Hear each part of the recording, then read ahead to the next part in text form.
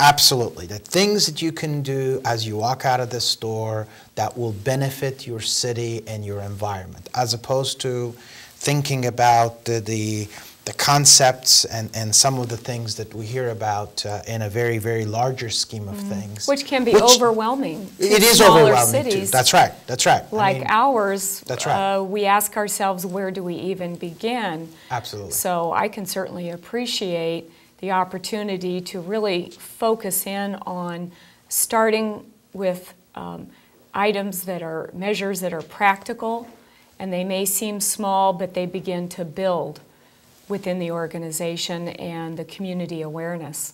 Absolutely, and we've done that, and in your community and in your city and in mine, we do various things that are environmentally friendly, and we pride ourselves in doing it. I mean, in our case, for example, the trash franchise I always think about, and John Adelman and I joke that we cover trash in our city A to Z, using our last names, of course, and that our council brought a trash franchise to our city that was barely AB 949 compliant with almost 50% diversion.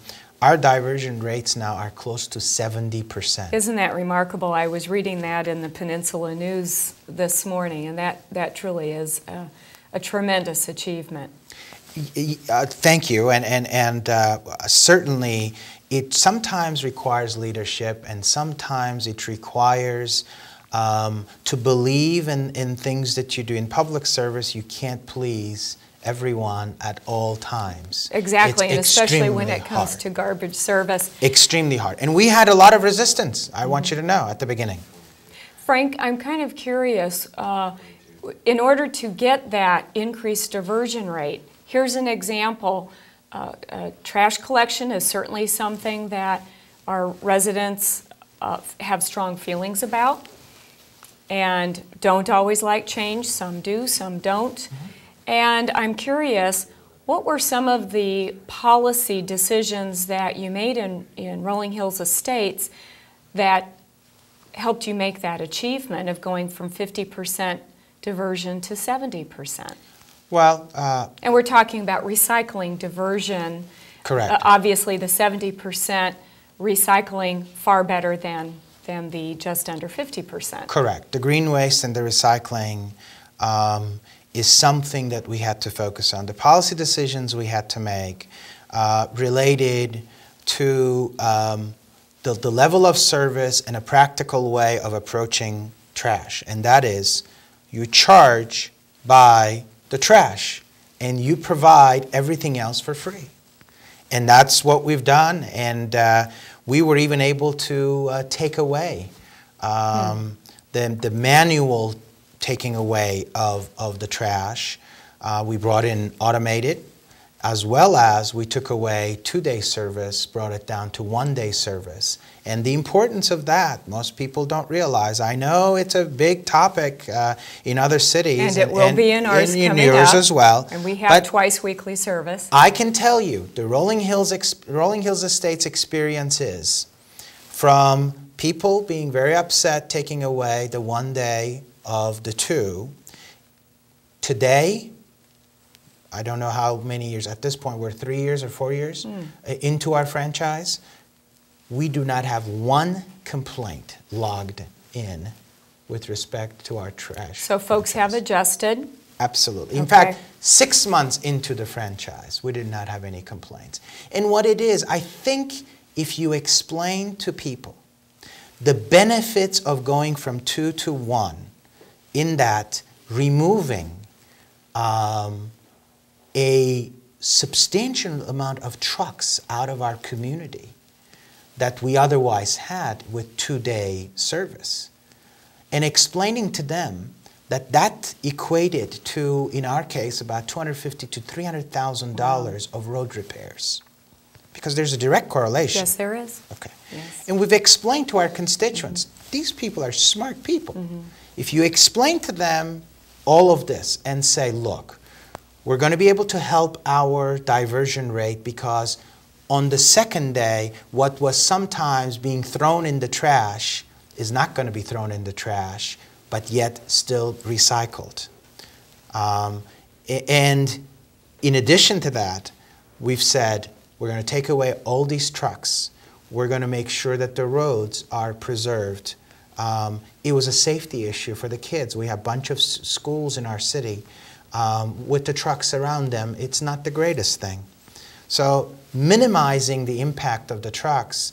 That has to improve the quality of day-to-day living in your neighborhoods That's our job. as well. So very That's interesting. And Frank, it sounds to me like the message here is public education, public awareness. And I was going to ask you about your selection of the green theme at the California Contract Cities recent conference. And I can see that your passion for what you've been able to achieve in simple ways, but yet very powerful ways in your own city, carried forward to a very clear message that you were able to provide when we all attended the conference, which was a wonderful experience, and we got to share what we as cities are all working toward, and I'm sure come away with lots of new ideas and greater insights, and I appreciated that particular experience. Mayor Doug Stern and I both attended. Indeed. And found it very enlightening. Frank, we're getting close to the end of our program already, but tell me about how you believe your family heritage and your U.S. citizenship has affected your policy making and your day-to-day decisions as an elected official. Well, I think it makes me appreciate and cherish it in the most profound ways, because the country I was born in, I was discriminated against for who I was, and frankly, Christians, Armenians are still discriminated against even today in the country of Turkey. There are two sets of standards in Turkey.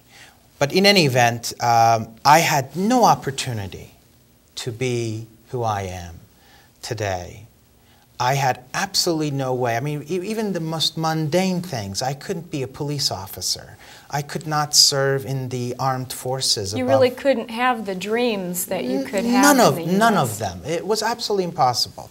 My father saw that opportunity for me and sent me away at age 11. So I grew up from age 11 on almost on my own.